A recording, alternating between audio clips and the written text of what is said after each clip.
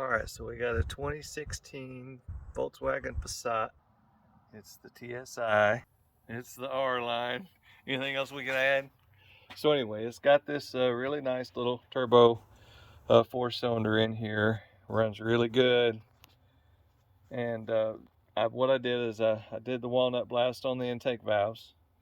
And I took this intake off, and there was a few things about it that I didn't like. Okay, we'll talk about that right now and what I did for next time, because those intake valves were nasty and they're going to get nasty again.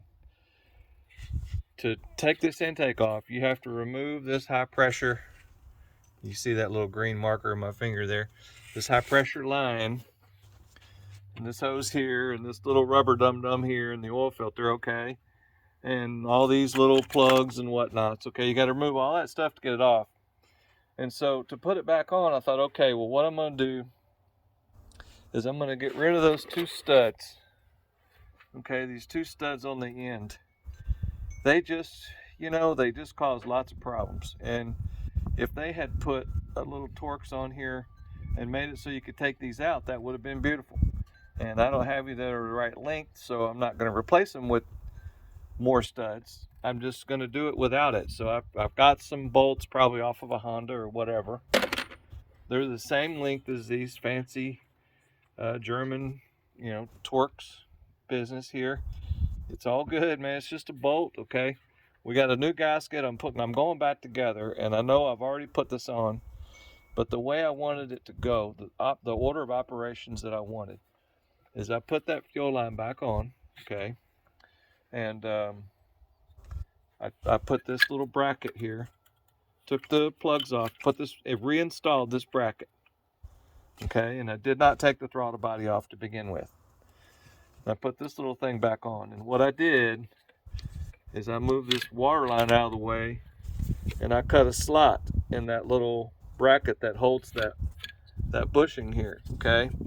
That bracket is a really strong bracket that holds a plastic intake that really doesn't do much, okay? So I put a slot in it so that I could get that intake manifold and manipulate it from right here, left to right like this, and kind of plug it in. If those studs are not in there, you can do that, okay? So I slid all that in there just like that. You just need to keep your mind about you. Make sure your plugs are not getting pinched somewhere.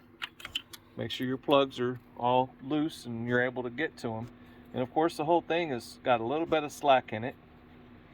And that's how I did it. That's the changes that I made to make it so that when I take it apart next time, I can loosen this clamp up here and take this nut off of this bolt and this hose here loose, and all the bolts that hold the intake out, and pop these three plugs. See, this plug here was probably the hardest one. Let me zoom in on it. Okay, so that plug there was just about the hardest one to get out. You have to press that pin in the middle with a pick, okay? Got to push that down in there, and it's a pain in the butt, man. I don't know, it's too short, and this bracket, you can't take this bracket off without taking the throttle body off, because it has two bolts in it. There's one here and there's one there, and I took one bolt out and articulated it a little bit, but it really didn't give me much forgiveness. I mean, this thing here is just a pain. So if you can get through a few things like that, you'll be able to take this out pretty quick and not have to take that high pressure fuel line off every time. I just don't like that idea. So I hope this helps somebody. You'll have a good day.